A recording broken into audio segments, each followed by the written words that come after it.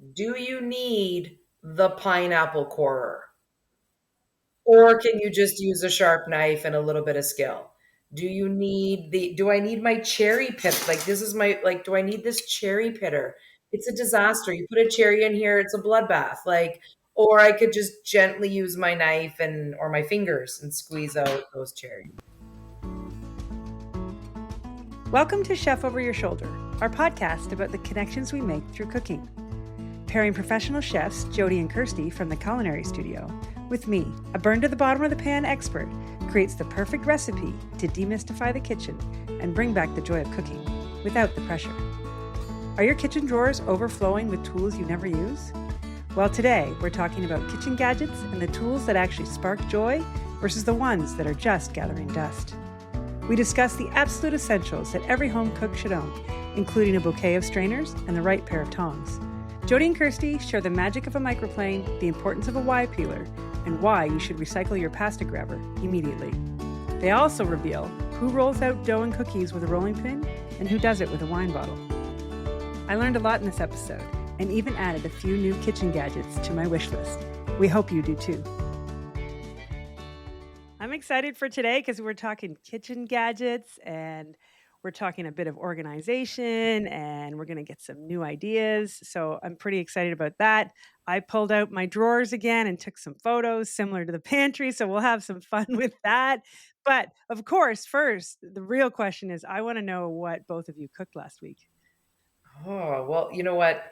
It's so funny. We were talking about this yesterday. Someone's asked my husband, "Oh, do you cook a lot?" He said, "No, like there's no time. There's no time for anybody else to cook, really. We often, if we have a busy week with our online cooking classes, we're eating what the people want and what I'm making for a class. So that was last week.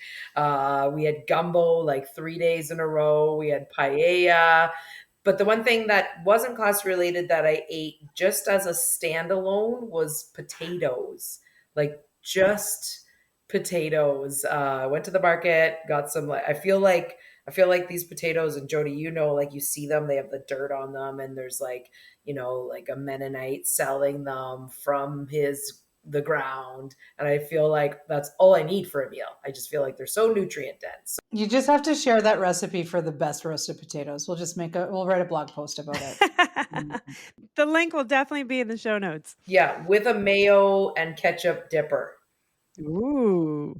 Kind of my, what do they call it? Like dark secret, like midnight snack. Like there's like a pile, like a mayo and a ketchup, and I get like an equal amount of both for sure. Ooh, like do you mix those? Oh, Jody, no, I want the exact right ratio of ketchup and mayo on each potato piece. Okay. Yeah, it's a fine art. Fine. Love it. And what about you, Jody? What did you eat last week? So I had a dueling soup. Ooh.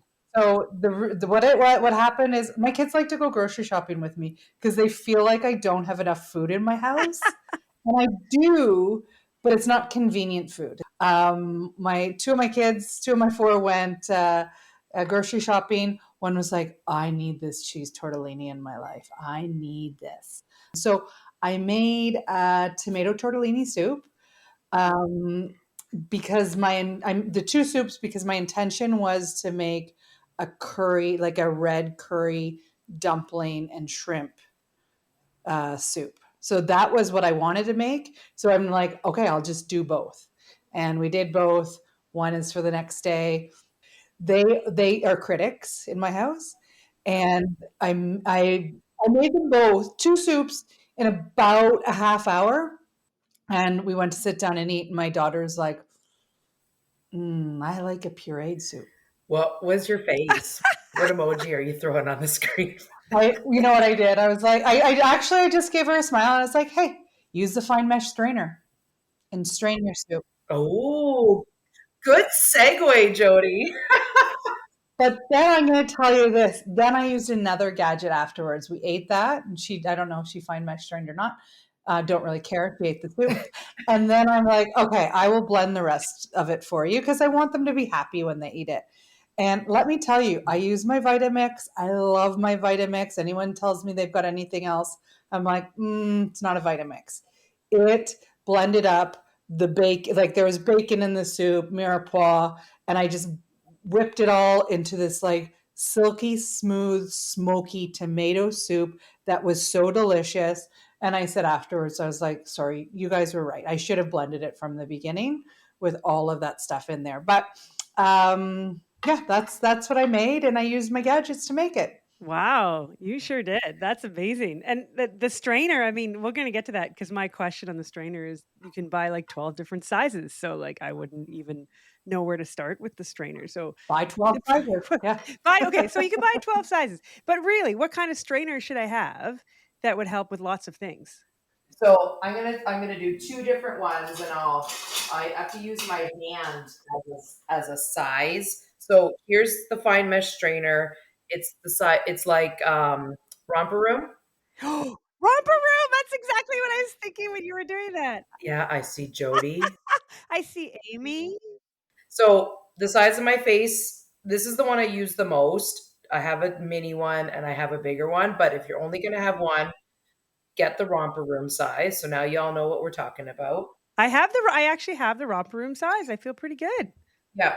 The other one that we have is and this is called a spider. Okay, I was wondering what that was because you talked about that. I don't know what does that do that's different than the romper room strainer. So this is an underrated tool in North American kitchens. It's used extensively in Asian kitchens. It is called a spider. There are French. Jody and I were taught in the French culinary world, so there are, I would call them French versions, if you would will, Jody. I don't know exactly, but the Asian bamboo spider. So this handle is bamboo.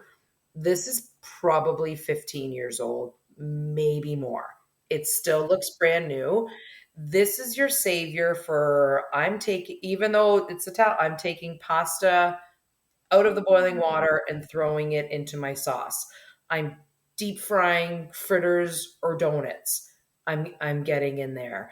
I'm blanching broccoli. One of our like we could do a whole episode on blanched broccoli and why our kids ask for it. And you know why we love it, and you can see how I'm holding it right at the base. It weighs nothing. So I could use this all day long. So as a chef, we always keep that in mind. Like what can you have in your hands for 8 hours? The bamboo spider. Yeah, I have the French version of it. I don't know where I acquired this, but I use any number of these. So I think they're all essential. But it's a bouquet. It's like a chef bouquet of strainers. Chef bouquet of strainer. I like it. Well, okay, that's a really I mean, I'm excited already. I've already got like one thing to add to my list, so that's fantastic. Yeah, and this is like an $18, like $10 to $20 life-changing purchase. See, I already feel better because I love wandering through a good kitchen store, but really I would buy random things or not really know what to buy. And so I'm pretty excited about everything we're going to talk about today. And I'm already excited about my new strainer that's going to be so helpful. And both of you talk a lot about how a good kitchen tool sort of changes the game. So my immediate question is, ooh, give me your top 3 essentials. But Jody, when we were talking, you had such a great answer as to why there really aren't a top 3 essentials. Yeah, and the strainer was an example, right? Like I'm talking, I don't want to give any one of these my bouquet up. So there's this great children's book called If You Give the Mouse a Cookie. And if you give a mouse a cookie, he's going to want a glass of milk. And if they want a glass of milk, they're going to want a straw. And then the story just goes on like that. And so with the chef, if you give the chef a knife, they're going to want a good cutting board. And if they have a good knife, they also need a steel to hone that knife. And if you're going to give them a steel, you might as give them a better pot to cook with. And if the pot, then they need to have the proper tools to use, wooden spoons, whisks, proper tongs. And if you give them all of that, they're going to need a baking sheet or a cookie sheet, as you might call it. And then they're going to need, a rasp and a citrus squeezer and a bouquet of fine mesh strainers, right? They need all of that stuff. If your joy and your stress relief is in the kitchen, having the proper tools to do the job is what you really do need. I remember I was 18, loving cooking, or maybe I was a bit older. I was in my early 20s, and I was gifted a rasp for Christmas, just a rasp. I was so excited. I'm like, oh my goodness, I still have it. Well, let's start there because I don't know what a rasp is. So there is often that, yeah, Jody's gonna show her rasp. Also, it's like one of those things. It's like Kleenex when tissue started to get known by its brand name. That's how we feel about the microplane, right? So it Ah. is a rasp, but Oh, I have we one of those. I yes, use it all the time. I didn't know that's what it was called. I'm so excited. Yeah.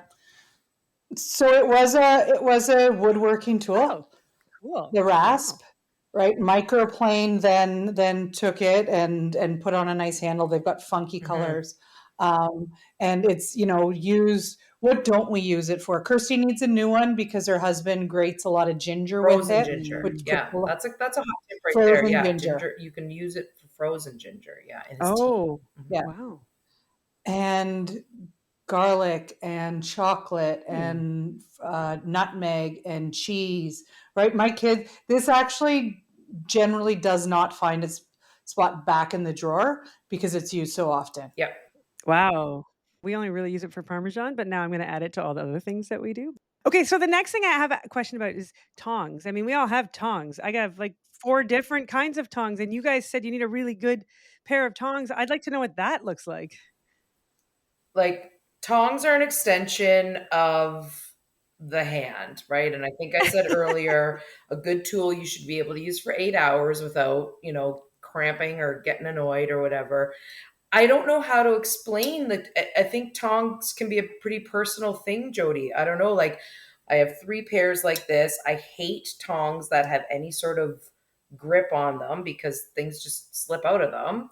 And I don't have any sort of locking mechanism. I don't like that.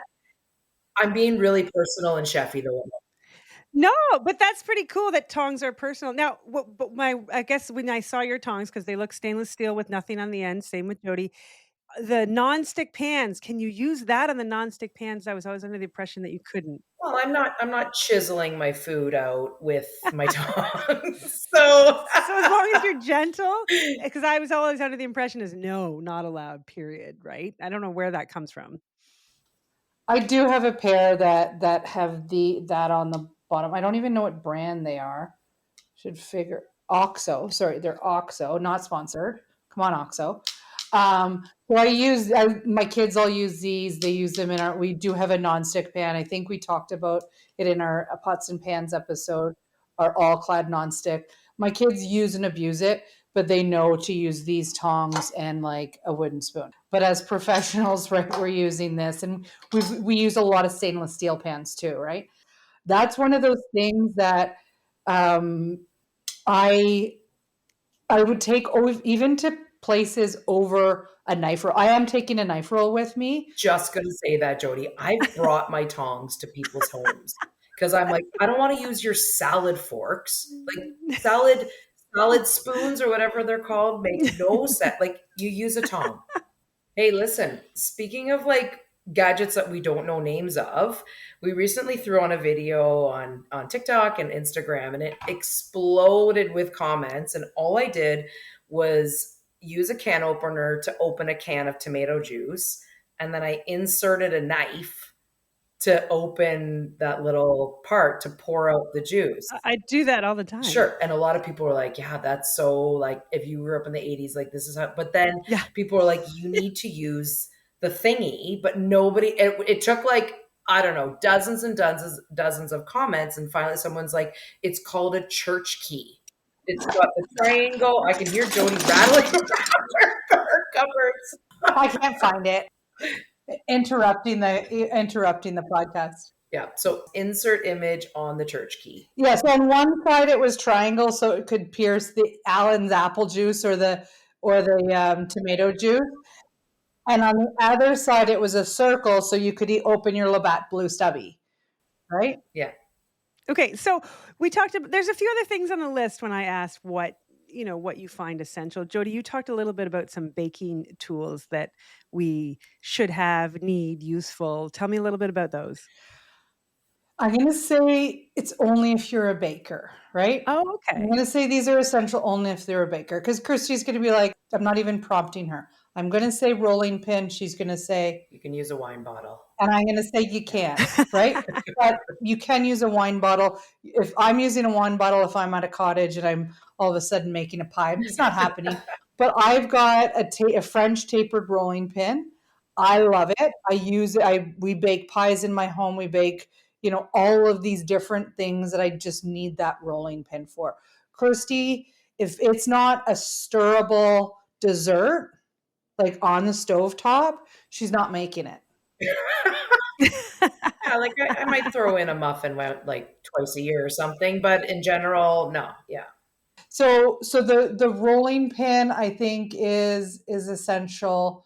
Um, I do think you also need some good whisks, right? I've got a variety of them because if you can make puddings, you can whip cream just for strawberries. You're making meringues for a top of a cake. So I do think you need a variety of whisks. And then a dough scraper. I've been making lots of breads and pizzas lately. They're very inexpensive. You can buy three for, I don't know, $2, $3, and they really come in handy for cleaning out those pots. You could do it with a rubber spatula, but I think one of those dough scrapers really works. Kirstie talked about donuts, right? You're making all of those donuts and cutting them with that dough scraper. When we were running a business and we had staff cooking for us and whatnot, we would often hold this up and give this to them. And I'm holding up a spatula in front of my face, and we would say, "Here's your paycheck." Right? Like like if you're not scraping out, every last bit of batter or sauce or soup or whatever, like you're lose like, the profit margin is so slim in the restaurant industry. Like this was yours. So I think this is one of the things that I can't live without. This is beside my tongs, Jody. Yeah. Yeah. So I actually understand all of the baking things that you said, Jody, because I have a dough scraper because I do make bread. Now, I have a whisk. I have lots of whisks. Did you guys see my melamine plastic whisk? And what do you think? It's my favorite tool because in a regular whisk, I feel like all the stuff gets stuck in it where nothing gets stuck in this thing. It's awesome. You know what? How I feel is if it's your favorite tool, it's your favorite tool, right? Like I don't think there's a right or wrong. We use it for everything. That's what I like about it, 'cause yeah, so it's my, like, everything tool. And then I have a rolling pin, of course, because actually the one thing I do make, I don't use it very often, but, I make gingerbread every year. Wow. I know, people are often shocked. I've been doing it for almost probably 18 years.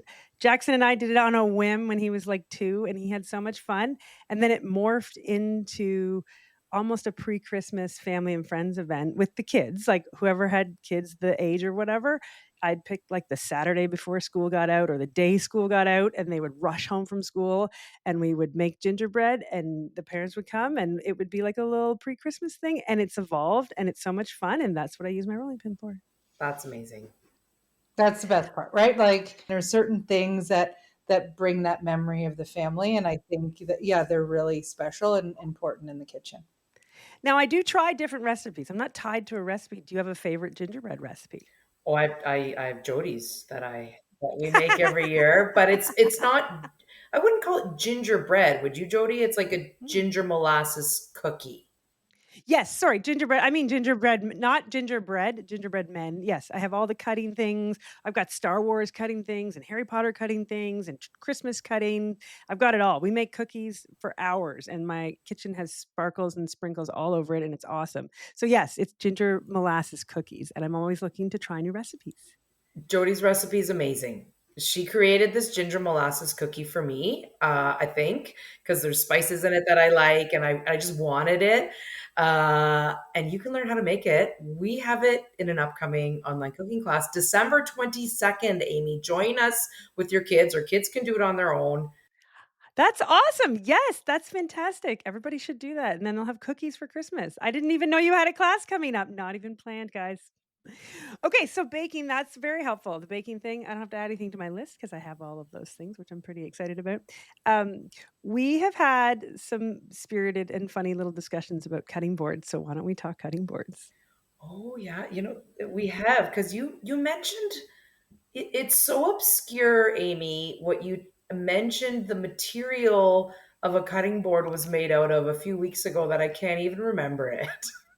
So somebody gave me, out of the goodness of their heart, but because they had read an article and they thought it would be helpful for, germs. And obviously, there's a lot of talk around plastics, and I have a lot of plastic cutting boards. I do have some wood ones too.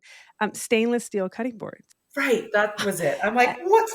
And I was sort of taken aback because, I mean, I asked you, can I use a tong in a nonstick pan? I mean, this is where my head's at. So of course I'm like, I'm not putting a knife on that thing, but maybe I was wrong. I don't really know. But then I asked both of you, and we all circled back more to wood. I think is where we all end up on the cutting board, right? I think the answer to all questions in the kitchen would be like, what would my grandma do? Or what would my grandfather have done? They had wood cutting boards. They had a wood cutting board, and it would, like almost have a divot in it because they cut so much with it. It was gentle on their knives. This is a knife from my grandmother's, right? And she sharpened it with a little piece of ceramic, like the back of a broken ceramic plate, and I have it, and it's so sharp, right? I've got a big, almost a butcher's block style cutting board sitting here. Kirstie's going to grab hers and show hers. We that's what you need in professional kitchens, though. They need to go through a sanitizer, a high heat sanitizer.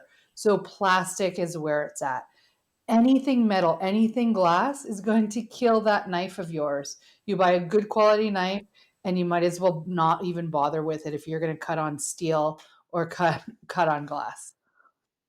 We had the pull out cutting board from our cupboard, but then no one would clean it, so then it would just be like crumb city, like it was like it was like a little knob and it would pull out, we'd cut our bread, and then we wouldn't even freaking wipe it. We would just shove it all back in there. Like, I don't even know where those No crumbs went. sanitizing Sorry, going on girl. I there. am Yeah. going to say your mom would have cleaned it. It would have been you and your brothers that didn't. You're like, ooh, I can just slip that back in there. Right back Toast in. dust and butter and everything on there. But Yeah. the mamas clean those cutting boards, right? Always clean. Now, when we're talking about cleaning the wood cutting board, can we use soap and water? Should we use soap and water? Should we use raw chicken or raw poultry or anything on the wooden cutting board? Talk to me a little bit about that. You know what? Can I field this question, Jody? Because I was at my husband's butcher shop the other day, and they have a massive wooden chopping block, and they salt it every night. So they soap it, they water it, and they sprinkle it liberally with kosher salt. It's like a natural antibacterial kind of, and they leave it overnight, and then they get up the next day. And also the grit, I think, because Colby did that with my cutting board too. He's like, there, what you were talking about before, Jody, the little divot, and then he put the salt on and just kind of rubbed it just to kind of even it out a little bit. I've had the same wooden cutting board for a good long time, and yeah. That's really brilliant, right? No, Yeah. nothing is growing in like a really salty environment. Like, I love that. And you just rinse the salt off the next day, I assume. You don't need soap again. Yeah, yeah, they just rinse it off the next day, and so I do soap and water. My wooden cut. This is the wooden cutting board I've had for 100 years.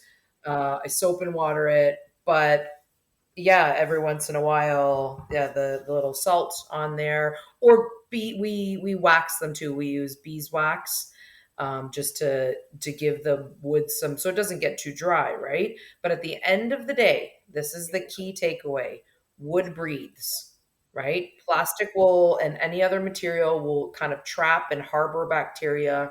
Wood breathes.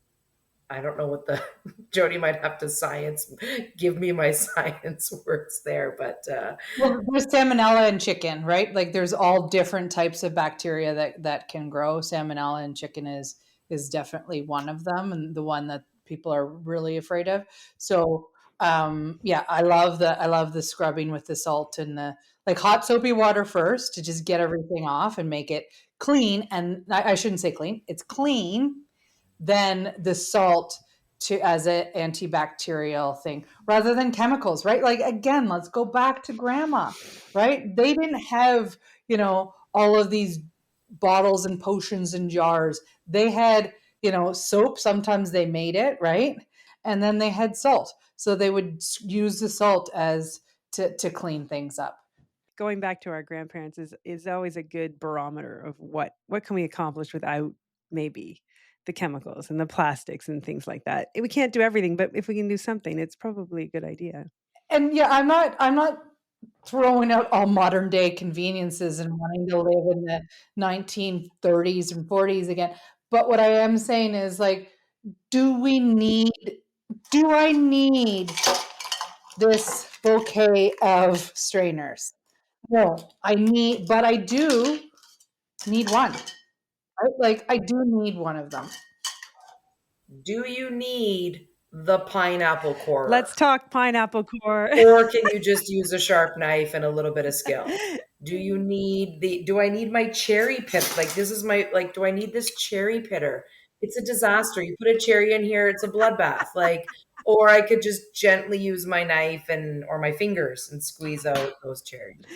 So let's talk about one-use items, because when we talked about doing this episode, we kind of have both sides. There's maybe a couple one-use items, especially Kirstie, that you like, but for the most part, one-use items are not on your favorite list. And I'll talk to you a little bit about the pineapple core. We just found it this summer. Oh, it's a new item.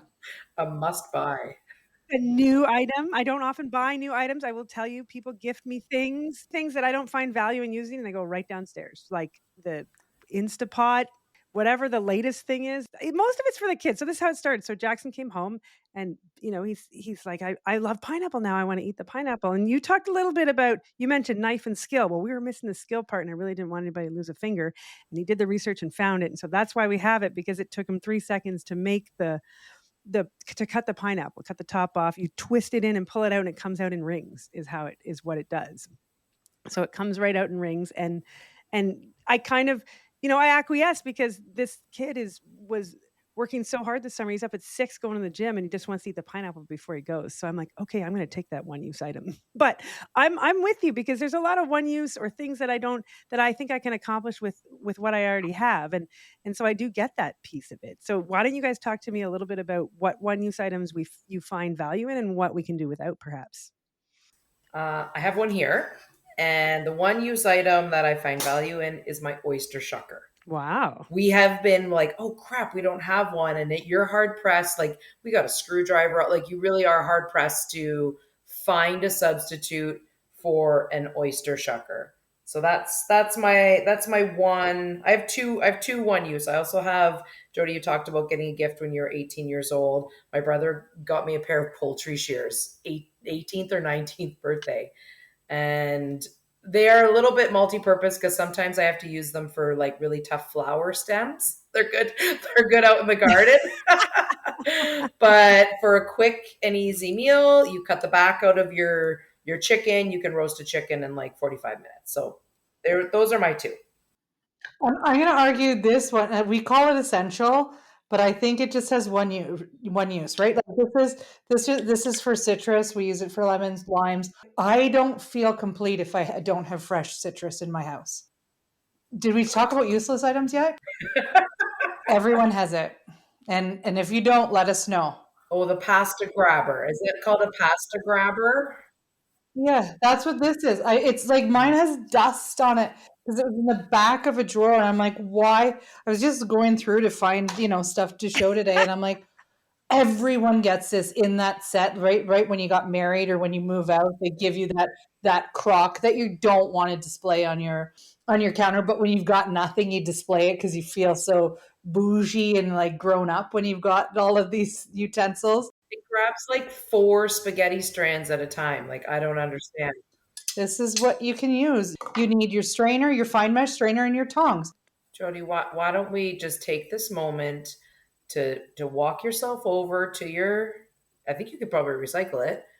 Let's Marie Kondo that item out of your life if it's not sparking joy. No joy at all. I have this spoon here. It's got like a hole in it, and it's got this tip, and it gives me so much joy when I made chocolate pudding the other day. We'll talk about that in another episode. Every once in a while I feel a little, real grandma like. And this is the spoon for that. And like it sparks joy. Well, this has been so fantastic. I mean, gadgets are fun, and I always love to learn a little bit more about what to do in the kitchen, but this has been so useful. So there's going to be a huge list of things because you guys have a fantastic Amazon store where we can get all of this stuff that we've talked about.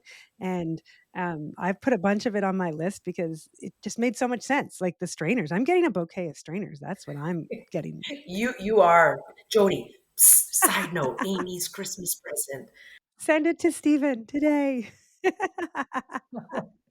Can we give a shout out to a couple of our favorites? Yes, please. Let's do that before we go. Right? Yeah, before we go, because there's some things on this list that we didn't talk about, and this is just like this is pure sparks joy, but just my little baby mini things, right? Like these are totally useless but fun, right? Like this is like a salt spoon. I make sugar cinnamon with that side spoon when I mix the two together. That's what I do with it. Oh, there you go. Yeah.